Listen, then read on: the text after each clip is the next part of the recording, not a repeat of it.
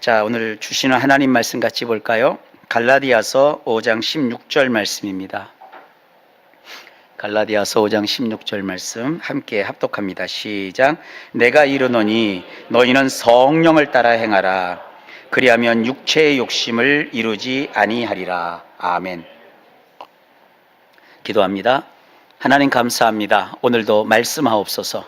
예수님 이름으로 기도하옵나이다. 아멘. 저는 지금 4주 동안 기획설교를 진행하고자 준비를 했습니다. 오늘은 세 번째 시간입니다. 성령님을 소개하는 세 번째 시간, 보혜사 성령님과 동행이라는 제목으로 주의 말씀을 증언하려고 합니다. 지난주에 성령 회방죄에 대해서 살폈어요. 근데 우리 성도님들이 신앙이 좋고 착한 분일수록 늘 이 성령 회방죄라는 트라우마까지는 아닌데 어떤 좀 어려운 넘지 못할 벽처럼 성령 회방죄를 알게 생각을 해요. 조금이라도 하나님 앞에 좋지 않은 생각을 했거나 행동을 하면 내가 성령을 회방한 거 아니냐. 근데 그 다음이 이제 문제죠. 성령 회방하면 이 세상에서도 또 오는 세상에서도 용서받지 못한다 하니까 굉장히 불안해해요. 그런데 지난주에 제가 그걸 말씀을 드렸잖아요. 성령 회방죄의 가장 대표적인 예는 뭐냐? 진리를 의도적으로 회방하는 바리새인, 그리고 현대에서는 이단 교주들이라고 말씀드렸어요. 이 이단 혹은 또 바리새인들은 영적 사기 행각을 벌이는 자들입니다. 진리를 회방하는 성령 모독죄를 지은 이단 교주, 그리고 바리새인들, 그들의 영적 사기 행각은 예수님이 아주 직격탄을 날리셨잖아요. 이 세상에서도 오는 세상에서도 절대로 용서받지 못할 죄이다. 여기 바리새인 한 명도 없어요. 혹시 여기 이단 관계자들 오셨나요? 여기 이단 없어요. 그러면 성령 회방죄는 일단 여러분 삶에서 생각하지 않으셔도 돼요. 하나님이 그러므로 용서하지 못할 죄가 없어요. 어떤 죄를 지었어도 용서하지 못할 죄가 없다는 거 분명히 아시고 신앙생활을 해 나가십시오. 근데 오늘 따져볼 것이 하나 있어요. 한 가지 질문이 있는데, 자, 그렇다면 이단 교주들에게 넘어가서 그 사람들의 얄팍한 속임수에 넘어가서 재산과 청춘을 다 빼앗겨 버린 그 일반 신도들은 어떻게 될까요? 이단에 빠진 그 사람들 영원히 저주받을 지옥의 자식들일까요? 아닙니다. 그렇게 단정하여 말해서는 안 됩니다. 왜냐? 그들을 향한 십자가의 위대한 긍휼이 남아 있기 때문입니다. 먼저 기억해야 될 것은 이단과 사이비에 빠졌던 사람들을 향한 하나님의 본심은 정죄함이 아니라 그들을 회복해서 바른 신앙생활을 하도록 하나님이 원하고 계신다는 사실입니다. 예를 하나 들어볼게요. 우리가 뉴스에서 전 재산을 털어 보이스피싱 범죄자에게 송금한 사람을 보면 어떻습니까? 속으로 어떻게 저런 뻔한 사기에 속을까? 참 바보 같다. 근데 속은 사람들을 보니까 판사님도 속고 검사님도 속고 변호사들도 속고 교수님들도 속더라고요. 근데 그거 아닌 분들은 속는다. 그거 참 보이스피싱 그 사람들이 날로 진화하더라고요. 전에는 딱 받으면 중국 사람 목소리였는데 지금 중국 사람 목소리도 아니에요. 그냥 평범한 중국 땅을 밟아보지도 않았던 사람 목소리처럼 다 돼요. 그러니 이게 참 답답하지 않습니까? 어쨌든 어떤 사람이 보이스피싱 범죄자에게 모든 재산을 다 송금해 버렸어요. 이것이 이제 소송이까지 가게 됐어요. 근데 재판장이 이제 판시를 하는데 이렇게 합니다. 그 피해자를 들여다보면서 참 선생님 딱하시네요. 당신은 제가 가만히 살펴보니까 교묘한 사기를 당한 뼈아픈 피해자일 뿐입니다. 그를 위로한 다음에 그 사람이 그 엄청난 거금을 한꺼번에 그 계좌에 송금하려고 했을 때 그 계좌 송금 관리를 제대로 하지 않은 은행에 먼저 1차적 책임이 있다면서 은행은 그 사람이 받은 손해에 대한 배상 책임이 있다. 그래서 그 계좌에 원금을 보존하라. 땅땅 판결을 내렸다고 칩시다. 그래서 무너진 계좌에 잃어버렸던 돈을 다시 채워준다면 어떤 일이 벌어질까요? 좋지요. 근데 이런 사례가 비슷한 게 있었어요. 요즘은 큰 돈 송금할 때 바로 안 돼요. 은행 구좌에 가서 창고에 가서 신분증 다 확인하고 어디로 보낼 겁니까? 누구한테 보낼 겁니까? 이제 확인하고 보내요. 이런 사례가 있었단 말이죠. 근데 어쨌든 보이스피싱 나쁜 범죄고 보이스피싱에 피해 입은 거 엄청난 피해를 입은 거예요. 그런데 정말 대단한 재판장이 그 모든 피해를 원상복구시켰다고 해봅시다. 바로 그 재판장이 그 사람을 불쌍히 여겨서 그 사람의 재원을 다시 원상복귀시키는 판결을 해줬던 그 마음, 그게 바로 이단에 빠진 사람들을 향해서 가지고 계신 우리 하나님의 너른 아량이 넘치고 용서하고 회복을 바라는 마음입니다. 기독교를 잔인하게 박해했던 바울조차 이렇게 고백합니다. 그는 디모데전서 1장 13절에 보니까 내가 전에는 비방자요, 박해자요, 폭행자였대요.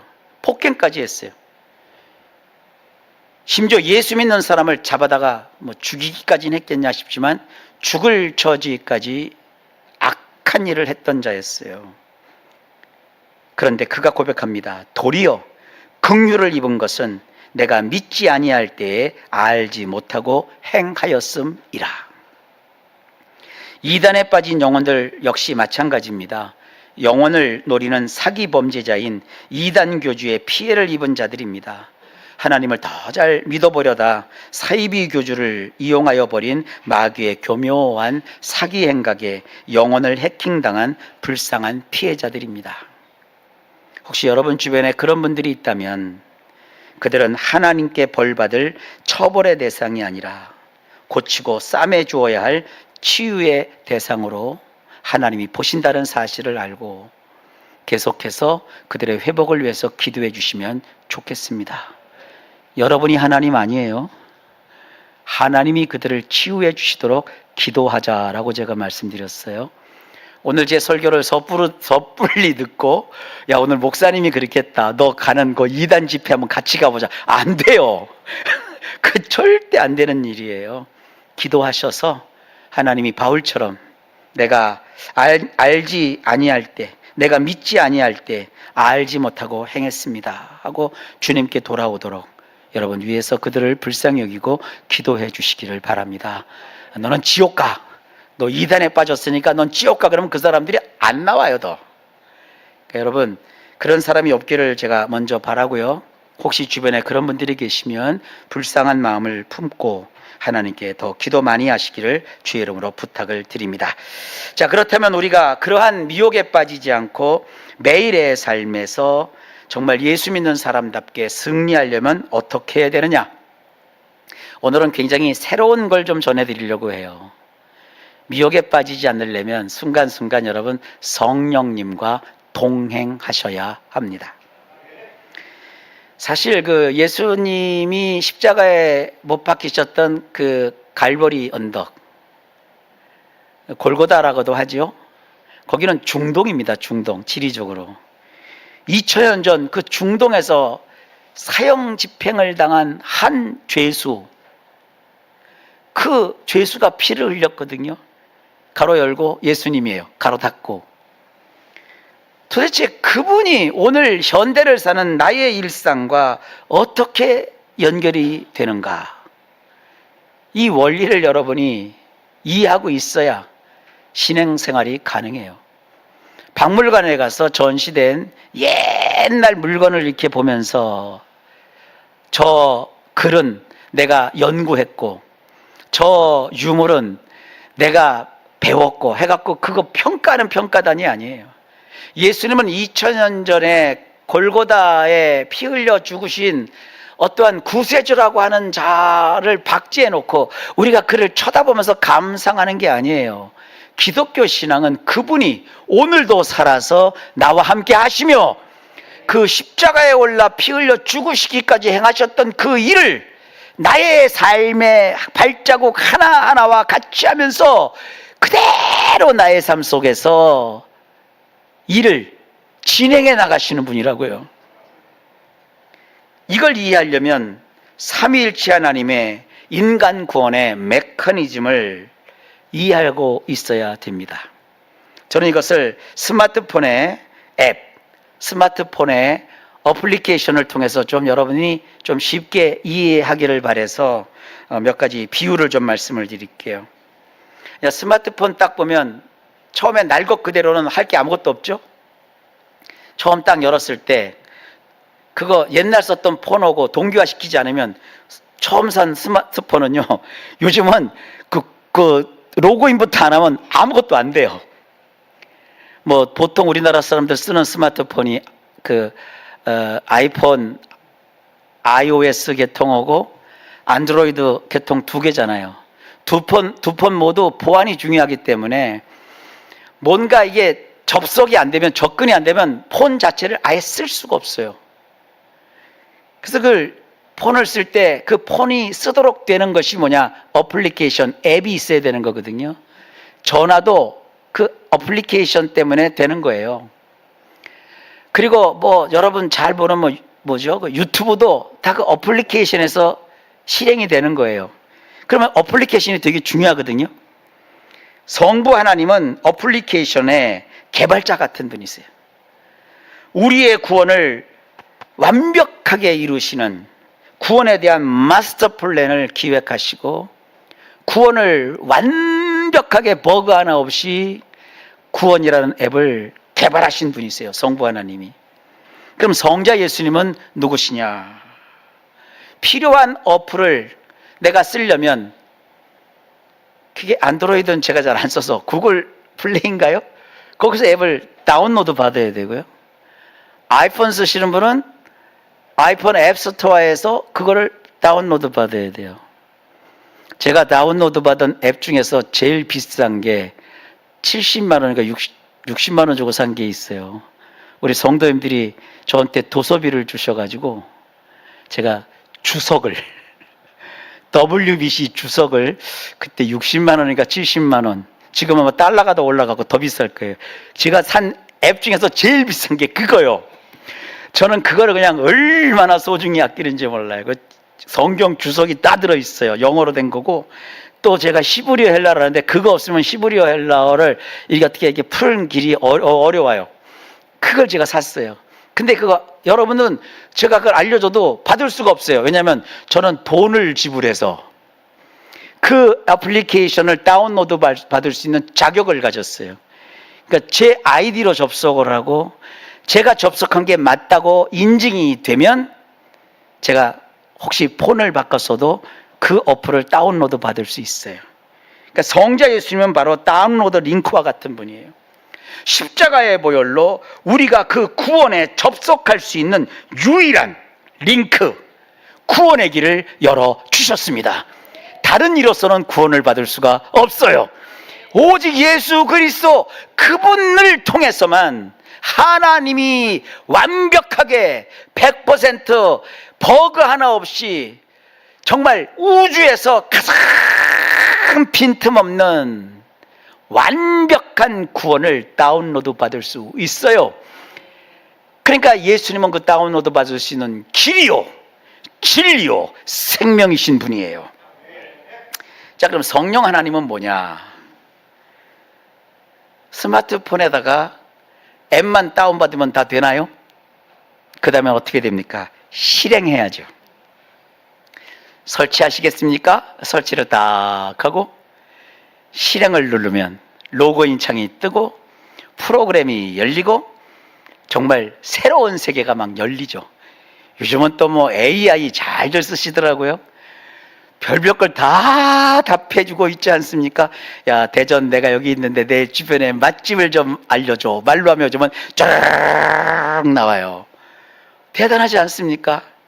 그 앱을 받아서 설치를 하고 실행을 시키면서 비로소 그 고가의 장비인 스마트폰을 활용하고 사용하는 그 즐거움을 느낄 수 있잖아요. 성령 하나님이 하시는 일이 바로 그거예요. 하나님이 베푸시는 그 은혜를 나의 삶의 심장에 다운로드하여 설치하시고 매일 내 삶의 백그라운드에서 끊임없이 실행되도록 역사하시는 분, 그분이 바로 성령님이십니다. 우리가 하나님께 드리는 기도 역시 이러한 삼위일체 메커니즘의 원리로 작동을 합니다. 여러분, 우리가 기도할 때 누구한테 기도하나요? 최종 기도의 결제자가 누구신가요? 아버지라 부르는 성부 하나님이십니다. 우리의 기도는 결국 최종 종착지가 성부 하나님이에요. 하지만 우리는 자격이 없기에 오직 통로가 되시는 성자 예수 그리스도의 이름으로 그분이 우리에게 발부해 주신 무엇이든지 직접 구할 수 있는, 일명 하나님 앞에 들어갈 수 있는 통행 신분증을 내밀며 기도합니다. 오래전 일입니다. 몇 년 됐죠. 요즘은 안 간 지가. 서울의 본사 중소기업은행, 이제 요즘은 기업은행이라고 하죠. 기업은행 본사에 가끔씩 제가 한 번씩 가서 거기 신유에 가서 그 회원분들한테 말씀을 전할 수 있는 그런 기회가 있었어요. 옛날에는 그냥 기업은행 들어가서 가면 그 꼭대기층까지 엘리베이터 타고 다 올라갔어요. 근데 어느 순간부터 저는 못 들어가요. 그 입구 그 시큐리티 창에 가서 제 신분증 제시하고 맡기고 나를 이렇게 데려갈 직원이 내려올 때까지 기다려야 돼요. 그럼 직원에게 연락이 가요. 그리고 직원이 이제 대개는 저를 이제 이렇게 이끌어갈, 인도할 직원이 미리 나와서 대기하고 있어요. 그럼 저를 데리고 그 문 쪽으로 들어가는데 게이트가 있어요. 게이트가 쭉 있는데 게이트도 그 사람도 못 들어가. 보니까 이렇게 태그 같은 게 하나 있어요. 그 태그를 띡 하고 눌려야 문이 쫙 열려요. 그래서 그 은행 본사 속으로 쏙 들어가는 거예요. 그리고 엘리베이터를 탈 때도 엘리베이터가 그냥 안 열려요. 또 태그를 해야 엘리베이터가 딱 내려와서 열려요. 그걸 타고 올라가서 예배 시간에 설교를 다 마치고 내려올 때는 문이 열리더라고요. 들어갈 때는 안 열리는데 내려올 때는 직원이 없어도 열려요. 그래서 제가 신분증 찾아갖고 나옵니다. 이게 통행 신분증이에요. 여러분, 기도를 10시간 하고 100시간을 해도 예수 이름으로 안 하면 하나님께 그 기도가 올라가질 않아요. 우리가 어설프고 별로 잘하지 못하는 기도를 할지라도 예수의 이름으로, 예수님을 믿는 사람이 하나님께 예수의 이름을 내밀며, 그게 통행신분증이거든요. 그래서 그걸 가지고 하나님께 나갈 때 그 기도가 하나님께로 착 하고 올라가는 거예요. 그런데 이때 내 안에서 우리가 미처 인간의 언어로 말주변이 없어갖고 다 표현하지 못한 그 기도, 그걸 어떻게 되느냐? 성부 하나님께 나의 마음의 깊은 것까지 다 헤아려서 온전한 말로 만들어 통역하여 하나님이신 성부 하나님께 올려주시는 분, 그분이 누구냐? 성령님이세요. 그러니까 우리가 드리는 기도는 성부 하나님 없으면 안 되고, 성자 예수님 없으면 안 되고, 성령 하나님 없어도 안 돼요. 기도라고 하는 것은 성부, 성자, 성령, 성삼위 하나님이 다 함께 하시는 겁니다. 그래서 이 기도가 아주 중요한 거예요. 그런데 여기서 우리는 아주 중요한 기도의 균형, 다시 말해 거룩한 융통성을 하나 알고 있어야 됩니다. 제가 한번 물어볼게요. 과연 우리는 누구에게 그러면 기도해야 됩니까? 성부 하나님, 성자 예수님, 성령 하나님, 누구에게 기도를 해야 되나요? 자, 정리를 제가 분명히 해드릴게요. 우리의 공식적이고 깊은 기도의 대상은 성부 하나님, 아버지 하나님이십니다. 그리고 우리의 기도의 중보자는 오직 한 분, 성자 예수님이십니다. 여기에 인간이 가로 열고 꼽사리 끼고 들어와서 중보기도 자꾸 얘기하는데 그 찡 틀린 얘기예요. 인간은 중보할 수 없어요. 우리는 이웃을 위해서 대신 간구해 줄 뿐이에요. 성경에 도고라고 되어 있어요. 근데 이거 자꾸 안 쓰고 지금 계속 중보기도 뭐 심지어는 중보기도 사역 하는데 이거 용어는 반드시 교정해서 써야 됩니다. 이거 뭐 저 혼자 이거 중보기도 사역 하지 말고 쓰지 말고 이웃을 위한 기도라고 아무리 외쳐봤자 교회가 작을 때는 아무도 안 통해. 우리 교인들이 한 10,000명 되면 그때는 아마 다 바뀔 거예요. 근데 우리 성도님들은 그건 제대로 아시라고요. 인간을 위한 중보는 오직 한 분, 예수 그리스도 그분입니다. 우리 위해서 중보기도 하시는 분은 오직 예수님이세요. 우리는 남을 위해서, 이웃을 위해서 기도하는 기도자일 뿐이에요. 이거 모르고 여러분 자꾸 자기가 하나님과 성도들 사이에 끼어가지고 뭐라도 된 것처럼 여러분 그런 거 하시면 안 되는 거 아시죠? 우리는 하나님께 말을 못해도 직접 구하면 돼요. 아, 목사님 나는 기도를 잘 못해. 괜찮다니까? 여러분 속에서 성령께서 다 번역기를 돌려주세요. 요즘 외국 나갈 때 나 영어 못해서 못 나가요? 아니요, 폰만 하나 가지고 다니면 돼요. 우리말로 하면요 밥 다 먹어요. 우리말로 하면 다 통역이 돼요. 아니 나 깜짝 놀랐어요. 태국에 태국어만 쓰지 않거든요. 산족들이 있어요. 산족들 잘 쓰지도 않는 건데 요즘은 산족어로도 번역이 다 된대요. 요즘 번역자들이 다 굶어요. 그래서 얘가 좀 번역을 안 해요. 내가 해보니까요 이 구글이요 인간 번역보다 훨씬 나아요. 정확도가요. 물론 인간이 번역을 하면 인간 냄새가 나니까 좀 맛은 있죠. 인간의 맛을. 근데 누가 외국 책을 보면서 맛을 느끼나요? 뜻이 뭔지가 궁금한 거죠. 그래서 요즘 번역가들이 이제는 밥줄이 다 끊겼어요. 그 구글 덕분에. 구글만 있으면 요즘은요 외국 나가는 게 돈이 없어 못 나가지. 말이 다 통해요. 나만 얘기하는 게 아니라 그 사람 말하는 것도 되면요 그 사람 얘기한 게 다 우리말로 다 와요. 전 세계가 다 그러니까 외국 가서도 내가 물어보고 하면 그 사람들이 또 거기다 마이크 대고 다 얘기를 해요. 따박따박 다 얘기를 해줘요. 그러니까 다 번역이 되는 세상이요. 근데 하나님하고 우리 사이에 뭐가 있어요? 직접 구하시면 되는 거예요. 무엇이든지 주께 구하라. 그러면 주십니다. 그래서 여러분이 시간을 정해놓고 교회 예배당에 나와 부르짖을 때 혹은 집에 골방에서 육신의 무리가 가지 않도록 가장 편안한 자세로 앉아서 영혼의 무릎을 꿇고 육체의 무릎이 아니라 영혼의 무릎을 꿇고 깊이 기도할 때는 당연히 성부 하나님 아버지를 부르면서 예수님의 이름으로 간구하는 거예요.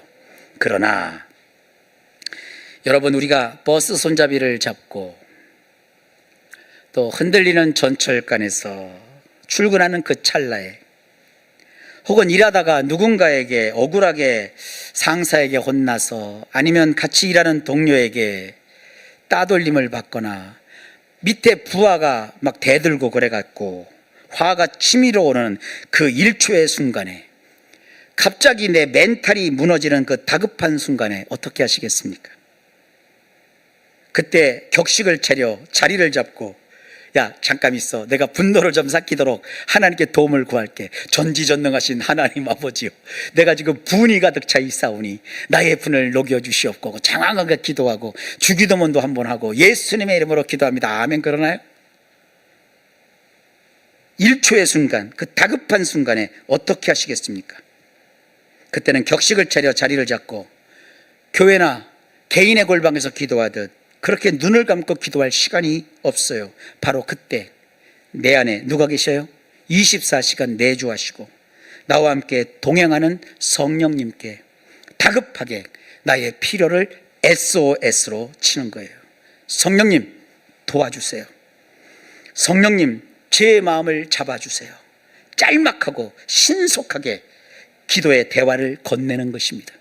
이 성령님께 기도할 때는요 굳이 예수님의 이름으로 기도합니다. 그거 안 붙여도 괜찮아요.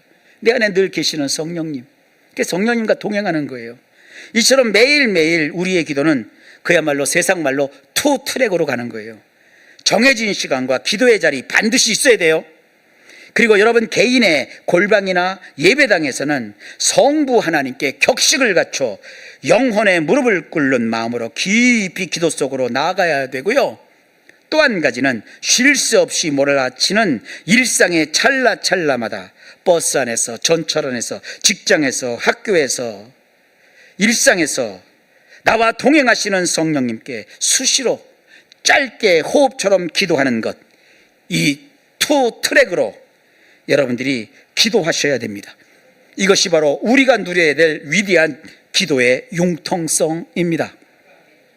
자, 그렇다면 이제 우리의 평범한 하루 일과 속으로 한번 들어가 보겠습니다. 따로 자리를 정해 길게 기도할 시간조차 없는 그 치열한 일상 속에서 우리는 어떻게 내 안의 성령님께 즉각적으로 짧고 강한 기도를 쏘아 올릴 수 있을까요? 하루 일과에서 실례로 어떤 직장인을 한번 제가 예를 들어볼게요. 그 사람의 하루 일과를 제가 7개로 이렇게 구분을 했어요. 그래서 그가 이 구분된 7가지 기도를 하루 일생에서 어떻게 성령님께 기도하는지 예를 들어 한번 말씀을 드리려고 해요. 그래서 그 일상에서 성령님께 기도하게 되는 7가지 예를 주보에다가 친절하게 적어놨으니까 여러분들이 이걸 보고 좀 성령님께도 기도하는 그런 습성, 좋은 거룩한 습성, 기도의 융통성을 가지시기를 바랍니다. 이런 7가지 예의 기도로 여러분 일상의 무기를 잘 사용하면 크게 신앙적으로 유익하게 될 겁니다. 자, 이제 이 직장인이 아침에 7시에 깼어요. 아침에 눈을 떴는데 체력이 바닥이 났어요. 오늘 하루 감당해야 될 업무가 너무너무 버거워서 도망치고 싶어요. 그때 침대에서 일어나며 짧게 이렇게 성령님께 기도할 수 있어요. 왜냐? 사도행전 1장 8절에 보면 오직 성령이 너희에게 임하시면, 예수 믿는 사람은 성령이 그 안에 있잖아요. 너희가 권능을 받는데요, 힘을 주신대요. 그래서 예루살렘뿐만 아니라 온 유대와 사마리아 땅끝까지 이르러 주님의 증인이 될 수 있다고 하셔요. 아, 성령은 나에게 권능을 주신다고 했어요. 그러니까 이렇게 하는 거예요. 권능을 주시는 능력의 성령님, 아침부터 나의 방전된 삶의 에너지를 제가 억지로 쥐어짜지 않겠습니다. 지금 나의 영혼의 플러그를 충전시키기 위해서 하늘의 소켓에 꽂습니다. 성령님, 오늘 하루를 돌파할 수 있는 외부의 능력으로, 성령님의 권능으로 덧입혀 주옵소서. 그래서 짧게 기도하는 거예요. 이거 한 사람하고 안 한 사람하고 차이 있다니까요. 8시가 됐어요. 출근길이에요. 그래도 내가 적어도 주함교회 집사인데, 그래서 출근길에 내가 다른 사람들처럼 유튜브 보기보다는 내가 그래도 성경 구절 하나를 좀 읽고 가겠다. 출근하는 길 아주 복잡해도 이제 성경을 탁 이제 앱을 열었어요. 근데 계속 이 성경이 이상하게 다른 걸 유튜브 보면 눈이 팍 띄는데 성경만 보면 눈이 자꾸 감기네. 꾸벅꾸벅 자꾸 졸음이 와요. 그랬더니 속에서 이 마귀 같은 놈이 나한테 얘기하는 것 같아요. 야, 피곤한데 뭐 성경이냐, 맨날 그거 그냥 유튜브나 봐 이러고 나를 찝적대요. 그럴 때 속으로 이렇게 짧게 기도할 수 있어요. 왜냐? 요한복음 14장 26절에 보면 보혜사, 곧 아버지께서 내 이름으로 보내실 성령, 그가 너희에게 모든 것을 가르치고 내가 너희에게 말한 모든 것을 생각나게 하리라 그랬으니까 그때 진리의 성령님, 제 떨어지는 지능만으로는 하나님의 진리를 풀 수가 없습니다. 내 마음에 만능 암호 해독키를 주사, 짧은 말씀이지만 이 말씀이 오늘 내 삶을 살려내는 생생한 하나님의 음성으로 들리게 하옵소서. 그러면 순간적으로 눈이 팍 열리면서 그 말씀이 팍 꽂힌다고요. 11시가 됐어요. 일을 막 진행하고 있는데 상사가 이 지시를 하는데 좀 부당한 지시를 하네. 내 일도 아닌데 자꾸 나한테 그걸 하라고 막 하네. 그리고 밑에 이게 직원이 무례하게 막 나를 이렇게 거칠게 대하고, 이게 잘 그러잖아요. 왜 직장 하다 보면 이게 꼭 그게 있어요. 꼭 그 이상한 애들이 있다고. 그래서 막 시뻘건 화가 막 치밀어 올라요. 그러니까 이놈의 마귀 비슷한 놈이 또 내 안에서 속삭여. 야, 참지 말고 쏟아내. 네가 지금 참을 군번이냐 막 이러고 막 충동질을 해요. 그때 속으로 이렇게 급하게 성령님께 도움을 청할 수 있어요. 왜냐? 오늘 본문의 갈라디아서 5장 16절에 내가 이르노니 너희는 성령을 따라 행하라. 그리하면 육체의 욕심을 이루지 아니하리라. 거룩하신 성령님, 내 힘으로 이 분노를 참다간 폭발하고 맙니다. 지금 내 영혼의 운전석을 성령님께, 운전대를 성령님께 넘겨드립니다. 이 혈기를 십자가 보혈의 능력으로 밟아주시고 제 이 치밀어 오르는 분노의 감정을 통제하여 주옵소서. 이렇게 기도할 수 있다고요. 성령님께 그렇게 요청할 수 있어요. 자, 이제 점심 먹고 오후 2시가 됐어요. 2시에 중요한 거래처와 계약이 있어요. 뭔가 내가 사인을 해야 돼요. 근데 마귀라는 놈이 또 자꾸 나한테 찝쩍거려. 이 마귀라는 놈이 계속 찝쩍거리네. 이게 파리거든요, 마귀가. 이 마귀라는 놈이 꼭 이게 찝쩍거리는 파리가 있어요. 여러분, 이게 어디 길거리 가다 보면 한번 꽂히면 놈이 계속 쫓아오잖아요. 한번 저기 하상도로에서 파리인지 뭔지 자전거를, 요즘은 못하지만 자전거를 타면 여기 저 밑에 하상에 내려가서 출발할 때부터 한 놈이 딱 붙어. 이렇게 하면 사라지는 건데 또 와요. 와, 그 이상한 벌레 있어요. 계속 쫓아오는데 저기 갔다 올 때까지 계속 쫓다가 어느 순간에 사라져요. 미칠 지경이에요. 마귀라는 놈이 파리처럼 싹 나타나갖고는 당장 돈만 쫓아가도록 자꾸 나를 그런 돈으로 막 끌어가요. 그러니까 서류에 사인을 하기 직전에 그때 이렇게 기도할 수 있어요. 왜냐? 로마서 8장 14절에 보면 무릇 하나님의 영으로 인도함을 받는 사람이 하나님의 아들이라고 그랬으니까 인도하시는 성령님, 내 욕심에 쓰여진 이 이기적인 인지 평양의 필터를 제거해 주십시오. 손해를 보더라도 어떤 길이 십자가의 길인지 객관적으로 분별할 맑은 지혜를 주시옵소서. 너무 제가 인지 평양하니까 되게 어렵죠. 실제로 우리 교회에 있었던 일이에요. 우리 초창기 개척 멤버, 우리 아마 김종원 안수 집사님하고 집사님 아실 거예요. 최우민 집사님도 아시겠네. 정명선 집사 알고 계시죠? 정명선 집사가 종로 일대 학원가에서 일타 강사였거든요. 영어 일타 강사. 그분이 쫄딱 망했어요. 부동 하나 가지고 대전에 이제 내려왔어요. 우리를 통해서 예수님을 알았어요. 그래서 목사님과 같이 이제 기도하다가 성령의 충만함을 받고 성령을 또 경험을 했어요. 근데 어느 날 하나님이 그에게 인생의 길을 열어서 서울에 이제 취직이 돼가지고 올라갔어요. 영어도 잘하고 사람이 영화배우처럼 호대가 참, 호대라고 그러나? 하여간 외모가 참 잘생겼어요. 그래갖고요, 이 발령이 났는데 외국에 이제 그 오파하고 바이어하는 그 이제 직업을 맡은 거예요. 외국을 이제 자주 다니는 거예요. 근데 교회를 올 때마다 차가 계속 바뀌어. 한 단계 올라가고 한 단계 올라가고 차를 그냥 빨리 바꿀 때는 막 한 달에 한 번씩 차가 바뀌는데 자기가 산 게 아니라 회사 차가 계속 바뀌는 거야. 실적을 내고 이게 어디 갈 때 보면 거래하려면 그 또 급이 있잖아요. 여러분 어디 가서 저 중요한 한 10억짜리 계약하는데 지금으로 말하면 티코 타르신 분 없죠? 티코 타고 가면 안 되잖아. 그래서 적어도 그 정도 이렇게 급 되는 사람 그 차를 회사에서 내주잖아요. 그런 식으로 계속 차를 높여주다가 어느 날 이제 외국을 간 거예요. 여러 나라를 다니면서 하다가 그때 이제 직접 제가 들은 간증인데 아마 튀르키예인가 그 터키인가 소아시아 어느 지역에 가서 그때 유럽으로 갈까 아프리카로 갈까 양갈래 결정을 해야 됐어요. 중요한 계약이래요. 근데 그 결정권이 자기에게 있는 거예요. 두 가지를 다 못 가고 한 가지만 가야 되는데 그때 잠깐 기도했대요.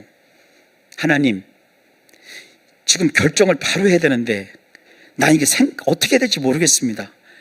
그래서 성령님, 하나님, 제가 결정할 수 있도록 이 시간 손이 좀 가게 해 주십시오 하고 이게 성령께 기도하고 딱 찍었대요. 유럽으로 딱 찍었대요. 유럽으로 갔대요. 이제 결정을. 아닌 게 아닌가? 아프리카로 갔으면요 아예 입국도 못할 뻔했대요. 그 분쟁이 터져가지고요 출입국이 콱 막힌 거예요. 아프리카로 갔으면.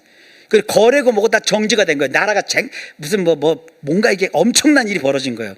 근데 유럽 쪽으로 가서 거래를 잘하고 많은 물건을 또 확보해 갖고 아주 금이환영을 하게 된 거예요. 그거 간증을 하더라고요. 그래서 맨날 그래요. 자기는 뭐 중요한 선택을 할 때 이제는 자기가 상황 보고 하지 않는데요, 기도하고 하나님이 주시는 대로 한대요. 옛날 강정이에요. 참 놀랍지 않습니까? 여러분, 우리가 해놓고 나서 부채도사처럼 이쪽입니까 저쪽입니다 하는 게 아니라 중요할 때마다 성령님 인지 편향, 내가 내 생각으로 한쪽으로 몰리면 그러잖아요. 사람이 꽂히면 그것만 보잖아요. 그런 인지 편향이라는 그 필터를 제거해 주시고 하나님이 나를 인도해 주시는 그 방향으로 내가 선택할 수 있도록 성령님 도와주시옵소서. 6시가 됐어요. 제가 한 몇 분만 더 할게요. 퇴근 무렵 나에게 상처 준 동료나 사람들을 생각하면 마음이 갑자기 시멘트처럼 차갑고 단단히 굳어집니다. 내 맨손으로는 내 마음을 어떻게 통제가 안 돼요.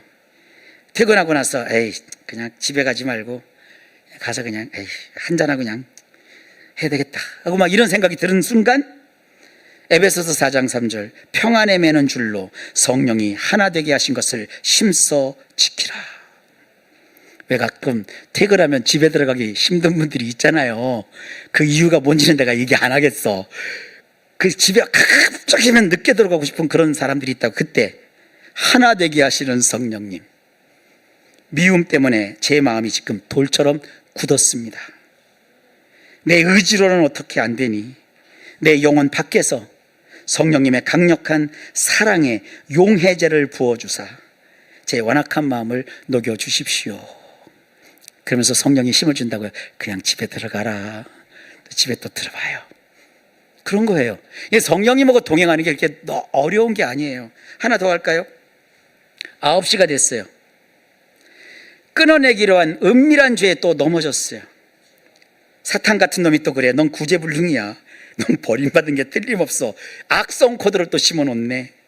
마귀의 거짓말에 속지 마세요. 로마서 8장 16절에 성령이 친히 우리 영과 더불어 우리가 하나님의 자녀인 것을 증언하시느니라. 양자의 영이신 성령님, 마귀가 내 연약함을 틈타 자꾸 가짜 신분증으로 사기를 칩니다. 내가 하나님의 자녀인데 자꾸 마귀라는 놈이 너는 하나님의 자녀가 아니라고 자꾸 사기를 칩니다. 나의 도덕적 상태와 상관없이 성령님의 흔들리지 않는 이중인중으로 내가 위변조 불가능한 하나님의 자녀임을 다시 증명하여 주옵소서. 그렇게 기도하는 거예요. 그럼 또 성령께서 또 이제 알려주셔. 야, 네가 꼴은 그래도 너 하나님 자녀 맞아. 너는 하나님의 자녀야 하고 성령이 또 힘을 주시는 거예요. 마지막으로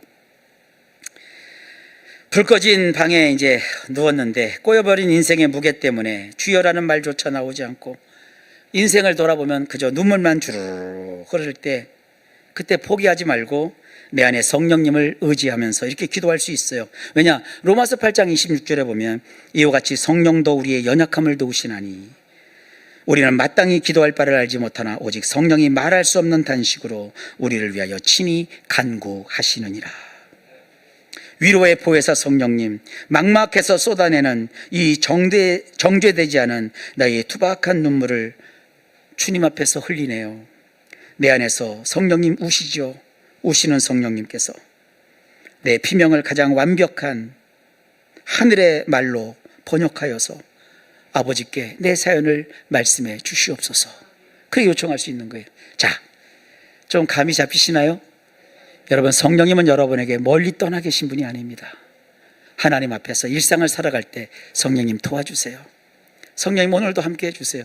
저는 오늘 예배 시간 되면서 위에서 이렇게 내려올 때도 성령님 오늘도 설교하러 내려갑니다. 저와 같이 강단에 올라가시고 오늘도 성령님 저를 도와주셔서 우리 성도애들이 힘을 얻게 하시고 주님을 알게 하여 주시옵소서. 그리고 이제 설교를 시작하는 거예요. 또 설교가 막 시작될 그쯤에 제가 비장하게 성령님 시작입니다. 함께 해 주십시오. 이런다고요. 여러분, 그러니까요, 우리가 그냥 늘 성령님을 모시고 살아가셔야 합니다. 이렇게 성령님을 일상에서 동행하셔서 성령님의 도우심을 실감하고 체감하고 정말 내가 하나님의 자녀라는 것을 느끼는 그런 모든 성도들 다 되시길 예수님의 이름으로 축복합니다. 기도합시다. 하나님, 주님은 우리에게서 멀리 계신 분이 아니라 나의 호흡보다 더 가까이 계셔서 우리의 입을 여시고 우리의 마음을 여시고 성령님과 늘 동행하며 함께 생활할 수 있게 하시는 하나님이시오니 오늘 이 말씀을 듣는 모든 성도님들 생활 속에 성부 하나님, 성자 예수님께 기도하듯 성령님과도 늘 일상에서 소통하고 기도하고 맡기며 어렵고 힘든 일이 생길 때마다, 긴급할 때마다 성령님께 SOS 신호를 보내며 이기고 견디고 승리하도록 도와 주옵소서. 예수님 이름으로 간절히 기도하옵나이다. 아멘.